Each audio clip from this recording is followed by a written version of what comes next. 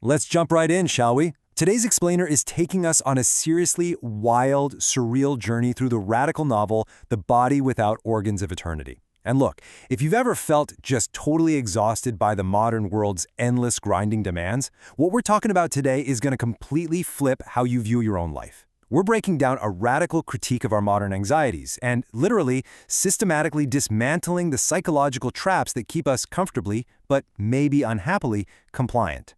Right off the bat, the authors hit us with a pretty terrifying question. What if our endless obsession with self-improvement and optimization is actually a trap, like a form of psychological imprisonment? To show us this, we meet our protagonist, Thomas. Thomas is a guy whose life is so meticulously optimized that even his toothbrush vibrates at this highly engineered frequency, and his gums basically bleed on a schedule. He's the ultimate compliant citizen, just sweating it out on this frantic, high-speed treadmill of perpetual self-improvement that, spoiler alert, never actually reaches a destination. And that brings us to the core tension of the whole story. There's this chilling quote, "Becoming is terrifying. Being is so much simpler." This comes from a character called the Regulator. Now, the Regulator is essentially an agent of the city's immune system, and their whole job is to stop people from waking up. Just let the weight of that statement sink in for a second. It really highlights the massive philosophical stakes here, because true transformation, actually becoming something new, means you have to completely give up the comfortable, predictable shape of who you are right now. Choosing to truly transform instead of just playing along is, well, it's terrifying. So, to really ground all this surrealism, we have to grasp the core concept here, which is handed down by these sort of dead visionary prophets guiding Thomas. Think Nietzsche, Blake, Rimbaud, and Artaud. The concept is the body without organs. Now, this is a metaphysical state. We're not talking about literally lacking a physical heart or lungs here. It's about being absolutely free from the metaphorical organs of social expectation. It's a state of pure, raw energy and potential, completely unassigned to any function that society tries to force on you. So here is our metaphysical surgical checklist for today. First, we'll look at the optimized life.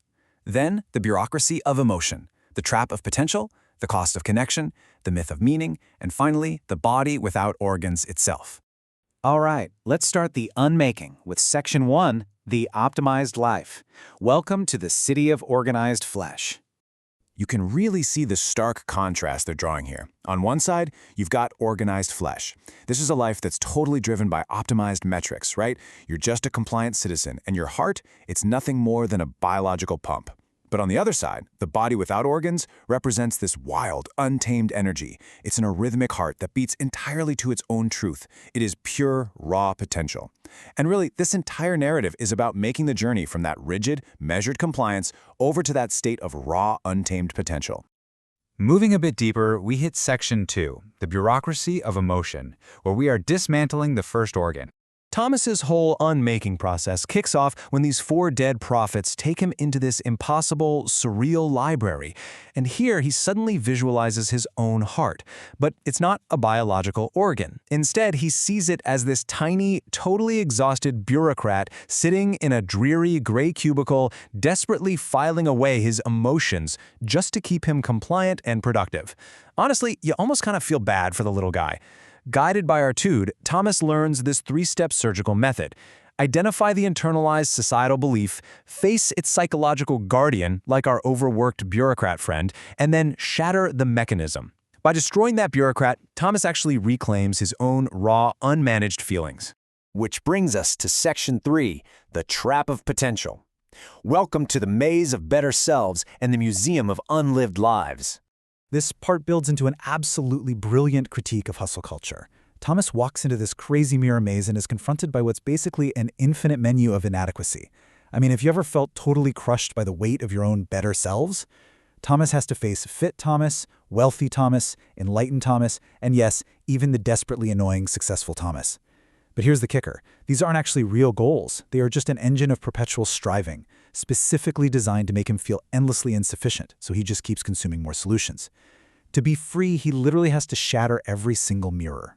612. That is the staggering number of these internalized organs of belief that Thomas has to meticulously track down and destroy. I mean, think about that. From the crushing anxiety found in the Museum of Unlived Lives, where literally every alternate choice he ever made is put on display just to induce max FOMO, to his desperate need to be productive, there are exactly 612 distinct subsystems of his socialized self that are keeping him trapped. What I find so fascinating about this is how perfectly these intensely surreal metaphors actually map onto the exhausting, everyday anxieties we all deal with. It's spot on. The heart cubicle, that's our emotional suppression. The maze of mirrors is that toxic hustle culture we just talked about. The Museum of Dioramas represents our modern FOMO, not awful paralysis of choice. And those golden threads, that's our endless people-pleasing and social obligations. And that leads us perfectly into Section 4, the cost of connection and the theater of mutual obligations. Okay, so this next phase really goes after our most sacred cow, our relationships. Thomas steps into a theater and faces every single person he's ever known, and they're all connected to a woman holding a baton. She is the organ of belonging. And the authors posit a pretty harsh truth here. They suggest that a lot of our social bonds are actually red threads, meaning they are based on parasitic needs and emotional hostage-taking disguised as love. To find authentic, golden connections that are actually rooted in truth, Thomas has to sever his desperate, paralyzing need for approval. There's this devastating confession from the core of the organ of belonging. I would rather live a false life with company than a true life in isolation.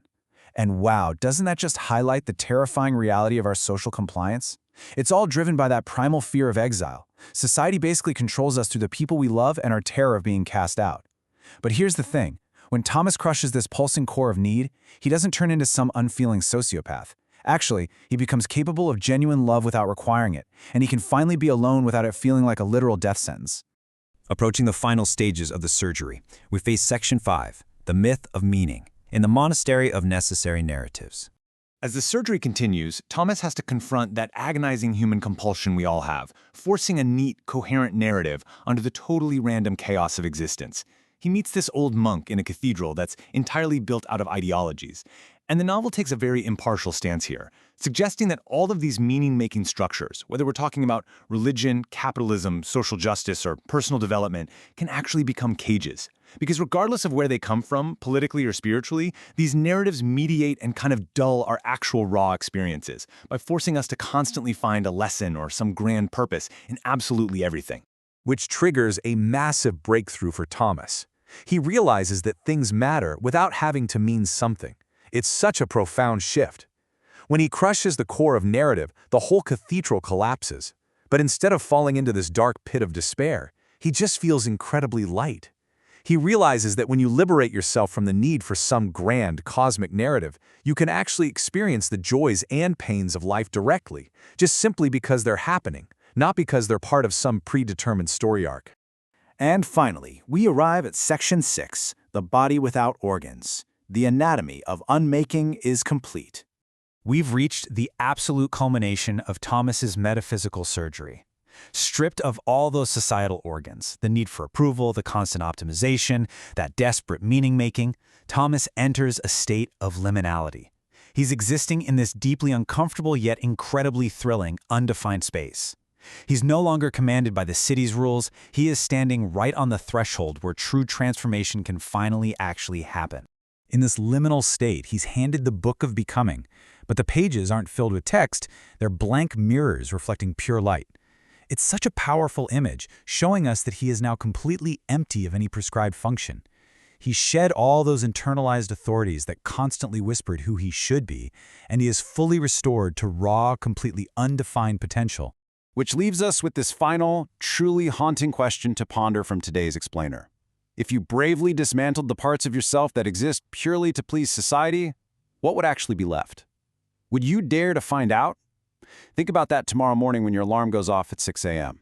Keep learning, keep questioning, and I'll catch you in the next explainer.